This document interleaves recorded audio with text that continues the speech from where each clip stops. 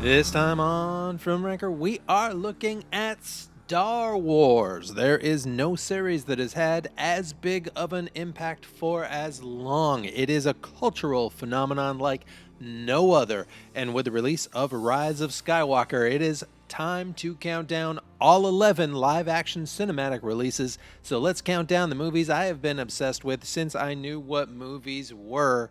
Here is Star Wars from worst to best.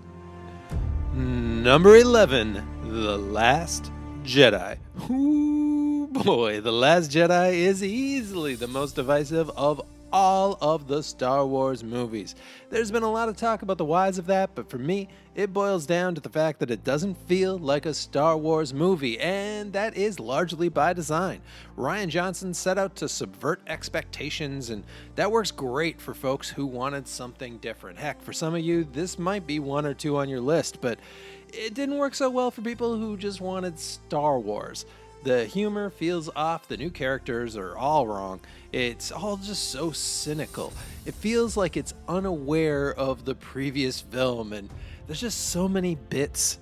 Leia's sudden force strength, the Canto bite, Luke chucking the lightsaber, the mom joke, Holdo, the Phasma fight, the list goes on and on. It just feels wrong, and worse yet, it's inconsequential. Nothing really happens.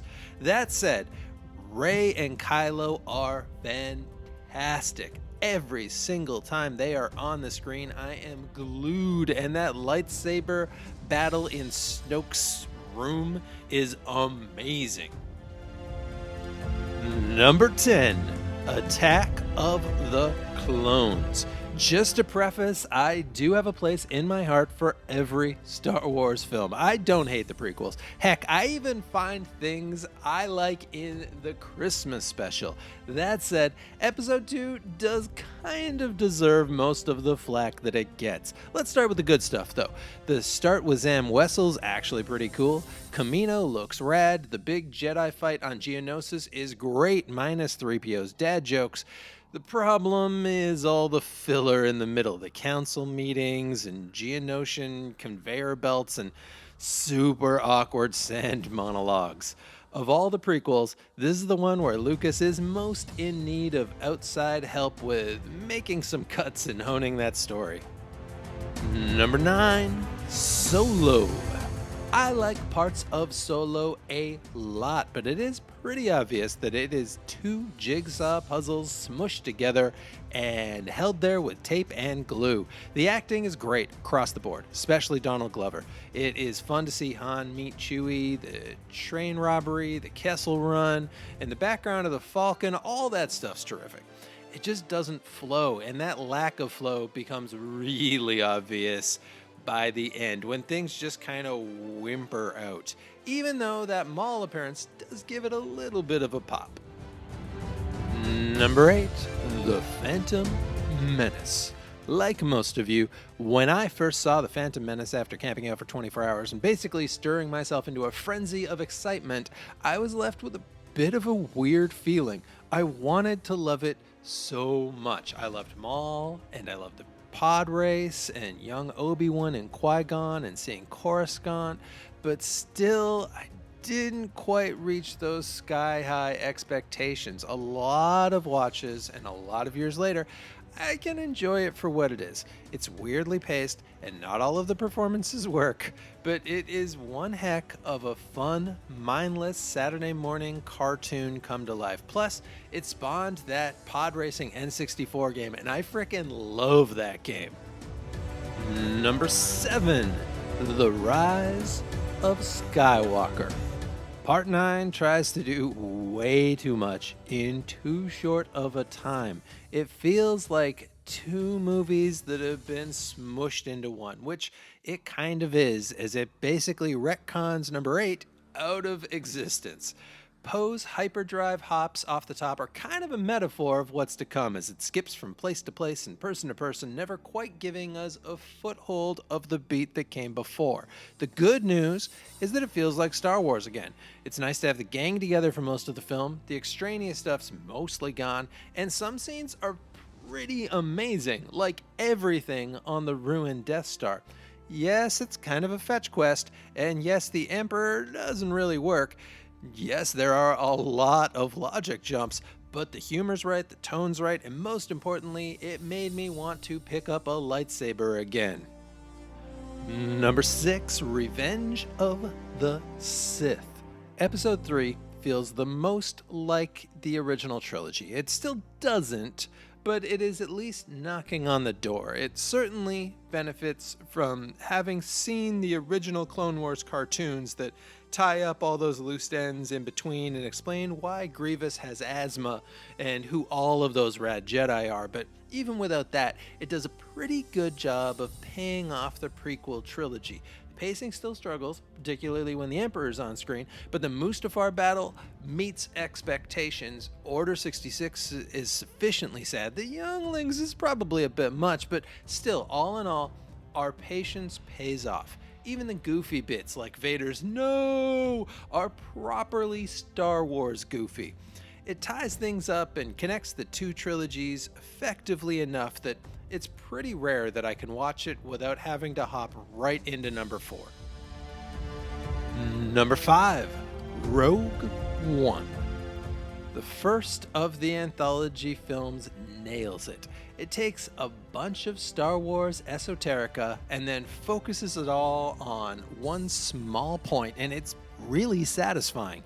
Tone's a bit darker, but it works, and it's maybe the most interesting cast since the original. Chirrut, Jyn, Cassian, K2SO, Baze, Bodhi, Krennic, Saw Gerrera. I want to know more about all of these characters. I could live without sassy Vader, but mostly the direct ties to the bigger saga are terrific, especially the ending that pretty much walks right into the first scene of A New Hope. Most of all, the strength of Rogue One is that last battle. Scarif is fantastic, the look is great, the general battle is rad, the pilots all feel like they stepped right out of the 1970s. The whole thing is small but deep, and I like it a lot. Number 4, Return of the Jedi. Saying Jedi is the most uneven of the original trilogy is like listing your least favorite Beatles album. Maybe it's not Sgt. Pepper, but it is still fantastic. Although more so if you can find the original version with Nyub Nyub. The good bits are so great. Jabba's palace is the best. I cannot walk through a forest without thinking of the speeder bikes. I have zero problem with the Ewoks. Heck, I love the Ewoks. But I do have to admit that the pacing loses a lot of steam in that last hour. All 3 of the Endor Shield Generator, Death Star, Space Assault, and Jedi Sith 3-way start to drag a bit by the end. But even with that dragging, there are more than enough classic "it's a trap" lines and Han Solo realizing Luke's her brother faces to make it more than worth the while. Number 3, The Force Awakens. After the huge hype for the prequels, we were all just a bit wary leading into Episode 7. Even if, like me, you mostly enjoyed Episodes 1 to 3, there was still hope that the new trilogy could recapture that something extra that the originals had. For me, Force Awakens mostly did that. It felt like a Star Wars movie in a way that nothing else had since Return of the Jedi. The tone was right, the pacing was right, the world felt lived in, the characters mattered. I freaking loved it. I know some folks will say it's basically just 4 all over again, but only on the most surface level, and that's kind of the laziest argument possible. Also, even if it is, so what? It's rad. JJ's hitting a lot of the same beats on purpose. It just sucks that most of those beats get dropped in the rest of the sequel trilogy. Still, taken on its own merit, Force Awakens brings a sense of childlike wonder to the screen, and I love it. Number 2, A New Hope. You can't overstate how much the original film changed movies forever. It is a perfect film. It starts with such a bang. Vader cutting down dudes in crazy helmets, and then droids and Leia, and then a desert planet and this farm kid and this crazy old man and so many aliens. And holy cow, imagine being a kid in 1977 and seeing this happen on the screen. Your head would explode. Han is so cool. Leia is the ultimate leader. Luke is a wide-eyed wonder personified.